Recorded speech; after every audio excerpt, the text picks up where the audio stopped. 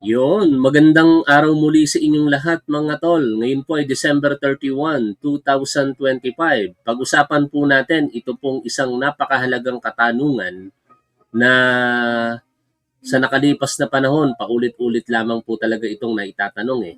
Saan ba talaga ang problema? Bakit may korupsyon sa bansa?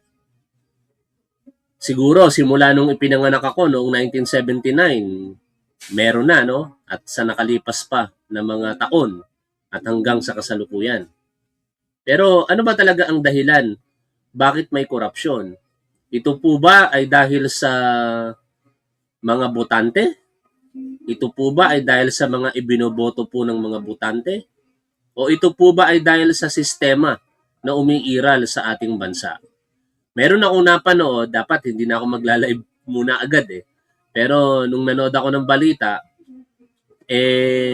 sabi ko pag-usapan nga natin itong sitwasyon na ito.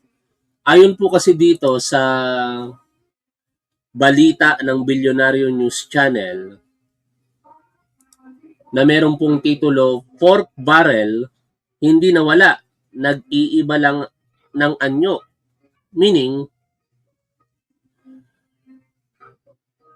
kahit sino siguro ang nakaupo, kahit sino ang bumoboto, mananatiling may mga ganitong sirkumstansya sa ating pananalapi sa bansa. Yung dating tinatawag na pork barrel at ngayon paiba-iba po ng anyo. Ang pinaka-latest po dito, yung allocables na tinatawag. Ano? Balikan po natin ang kasaysayan. Maganda kasi itong balita na ito ng Bilyonaryo News Channel kung paano po nagkaroon ng tinatawag na pork barrel sa budget po ng ating bansa. Nag-iiba lang ng pangalan at anyo, pero hindi naman talaga nawala ang pork barrel sa sistema at budget ng gobyerno. Katunayan, minana natin ang sistema. By the way, for your information bilang pagsalubong sa taong ito, muli kong ibabalik ang mga bashers natin dito po sa ating programa. No? Tingnan natin kung mag-i-improve yung ating views. At higit sa lahat, tingnan natin kung mahihikayat natin sila sa darating na taon na buksan na ang mga isipan. Kaya lahat tatanggalan ko muli ngayon ng moderators sa ating mga channels at lahat ng mga naka-block na mga DDS, yung mga tatanga-tangang Duterte supporters na paulit-ulit na tinatawag tayong bangag, pagbibigyan ko muli dito sa ating comment sections. Habang ginagawa ko yan, patuloy po natin pakinggan ito pong balita. Tema ng pork barrel mula sa mga Amerikano. Ang punla ay tinanim sa pamamagitan ng Act No. 3044 noong 1922 na maglaan ng pera para sa public works. Ang pondo para sa pagpapatayo ng ilang infra projects ikakalat sa pasya ng Secretary of Commerce and Communications pero subject to the approval ng isang joint committee ng mga senador at kongresista. Pork barrel na may tuturing ang anumang pondo, lump sum o budget item kung saan may say, discretion o control ang isang mambabatas kung saan niya ito gustong magamit. 1950s nang bigyan na ng kapangyarihan ang mga mismong mambabatas na pumili ng mga proyekto na gusto nilang pondohan. Sandaling natigil ang pamamahagi ng pork nang ideklara ang martial law noong 1972.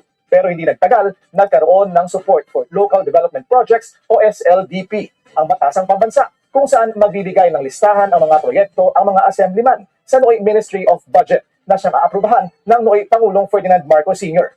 Panahon ni Pangulong Cory Aquino, ipinakilala ang Mindanao at Visayas Development Funds para sa mga proyekto sa mga rehiyon doon. Nang umangal ang mga kinatawan mula Luzon, ginawa ang Countrywide Development Fund o CDF para sa mga maliliit na proyekto para sa buong bansa. Ang inisyal na alokasyon ng CDF noong 1990, 2.3 billion pesos.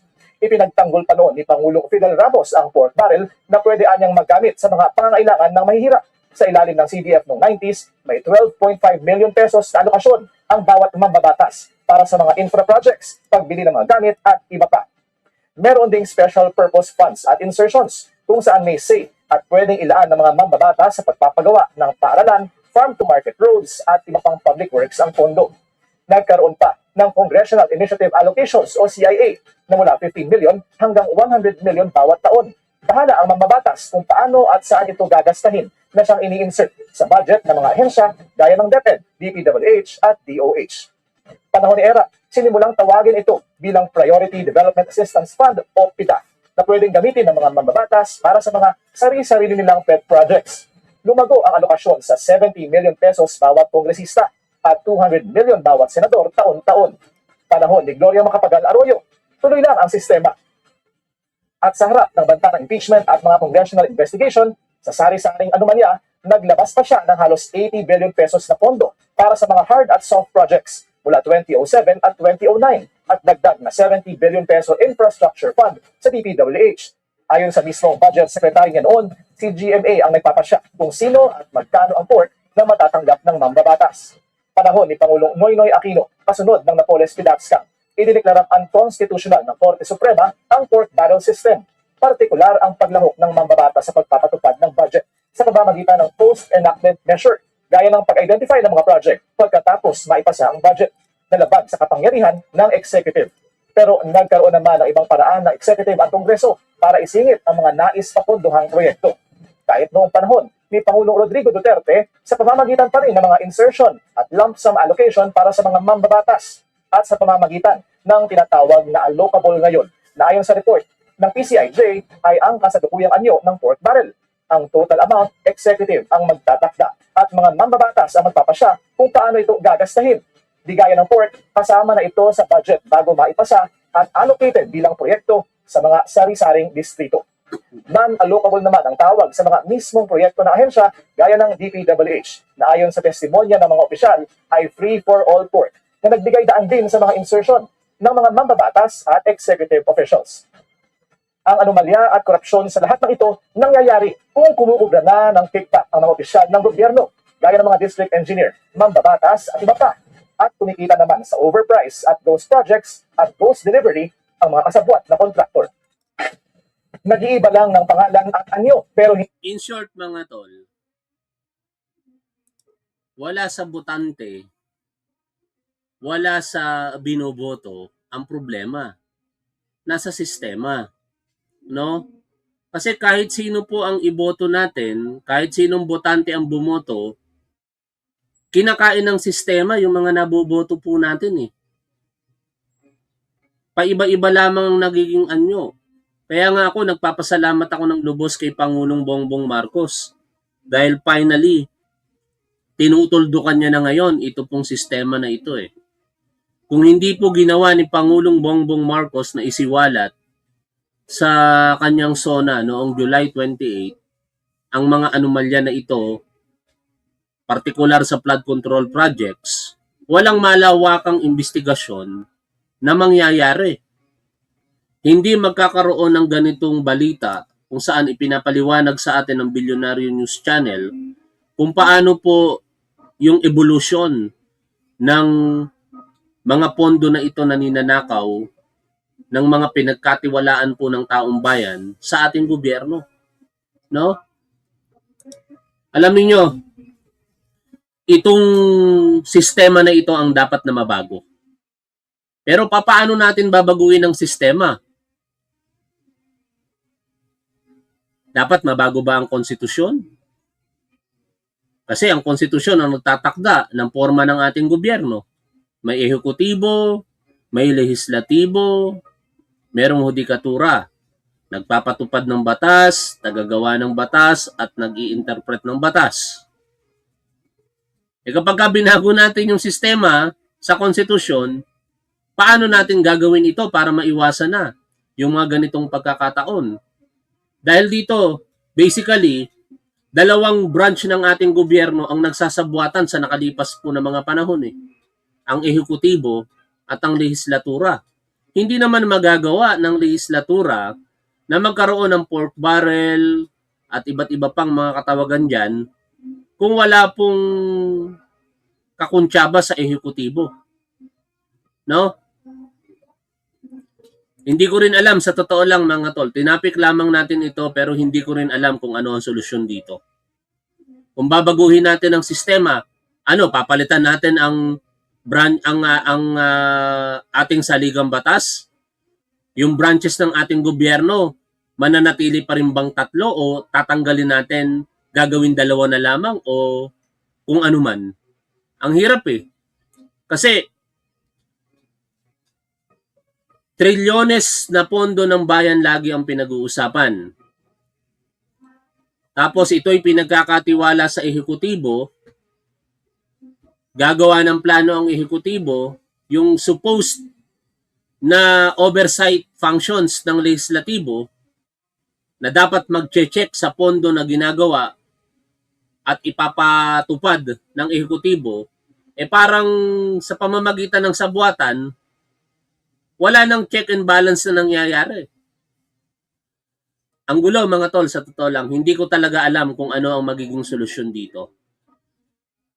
Pero kung sinasabi ninyo na kasalanan ng botante, I beg to disagree. Kasi kahit sino ang botante, iba-iba na nga ang kulay ng botante. Di ba? Simula nung pinanganak ako, Marcos, naging Aquino, naging Ramos, naging Estrada, naging Macapagal, naging Aquino muli, naging Duterte, naging Marcos muli. May pagbabago ba? Wala. Kaya hindi kasalanan ng botante. Dahil kahit sinong iboto ng botante, nakakain ng sistema eh. Yun ang malaking problema dito, no? Para sa akin, wala sa botante ang problema. Nasa sistema. Pero paano natin babaguhin ang sistema? Yon ang malaking katanungan sa akin ngayon na hindi ko alam ang kasagutan. Baka kayo, meron kayong suggestion na masasabi. Paano natin babaguhin ang sistema na ito na kahit sino ang iupo natin sa ating gobyerno, one way or another, sa ating Pangulong Bongbong Marcos nga, definitely hindi naman siya makukurap. Ako naniniwala ako hindi kayang kurapin si Pangulong Bongbong Marcos, pero yung mga nakapaligid sa kanya, yun ang problema eh. No? In one instance nga, merong lingkod ng Diyos, di ba? Yung naging gobernador sa Pampanga. Hindi ko matandaan ang kanyang pangalan. Pero yon ay pari. O, di ba? Mataas ang expectation natin na dahil siya po'y lingkod ng Diyos, hindi nagagawa ng katiwalian. Pero ganun pa man, naakusahan pa rin ng katiwalian. Tapos ang dami ring mga tumatakbo at ngayon nakaupo sa gobyerno na mga sinasabing lingkod ng Diyos. Yung isa nga dyan, pastor pa, senador, isa kongresista, nakatanggap pa siya ng isang award na sinasabing isa sa mga pinaka may integridad na lingkod bayan. Tapos kumakaharap rin sa samot-saring alegasyon ng korupsyon. Ano? Tapos, meron ding mga taong gobyerno ngayon na dating naglingkod sa ating bayan bilang uniform personnel.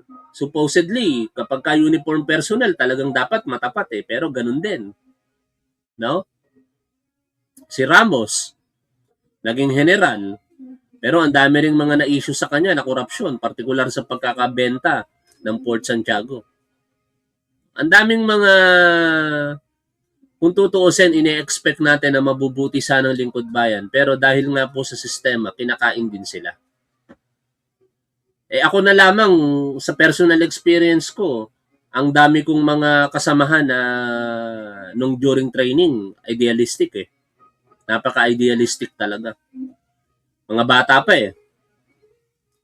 Pagka nanumpa sa harapan ng watawat at sa pagpatong sa Biblia ng kanilang kadiwang kamay, talagang makikita mo yung pagnanais na maglingkod sa bayan ng tapat. Pero pagdating sa pagsiservisyo na, kinakain na rin ng sistema.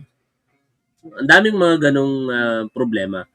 Kaya tingin ko, hanggat hindi nababago ang sistema, kahit sino ang maupo, kahit sino ang bumuboto, hindi magkakaroon ng pagbabago dito sa ating gobyerno. Mananatili ang korupsyon. At sana, ang papalit kay Pangulong Bongbong Marcos, magkaroon ng ganitong paninindigan na labanan ng korupsyon. Kasi hindi kaya itong tapusin ni PBBM. Ilang taon na lamang ang natitira kay PBBM, more than 2 years na lamang. hindi niya matatapos ang pakikipaglaban sa korupsyon. Kapag ka ang pumalit sa kanya, katulad lang din ng mga nakalipas na panahon na parang kampihan ang nangyayari. Kapag kakampi mo, hindi makakasuhan. Pagka kalaban mo, makakasuhan, magpapatuloy tayo sa ganitong sistema. At dito ko gustong sabihin sa inyo, sa totoo lang, nagpapakatotoo lang ako, na kung meron lang talaga akong option na manirahan na lamang sa ibang bansa, mas gugustuhin kong manirahan na lamang sa ibang bansa kaysa manatili pa dito sa Pilipinas. Kasi very disappointed na talaga ako sa sistema na meron po tayo dito sa ating bansa. I hope mabago yung sitwasyon sa buhay namin na kung mabibigyan ako ng pagkakataon, mas mamarapating kong maghanap ng isang bansa na makakapamuhay kami kahit mahirap nang walang frustration na nararamdaman ko dito sa Pilipinas. O hanggang dito na lamang muna mga tol, at maraming salamat po sa patuloy ninyong pagsuporta sa ating gobyerno, sa ating Pangulo at sa ating programa. Yun namang sinabi ko na kung meron akong options na manirahin sa ibang bansa, yan ay out of frustration.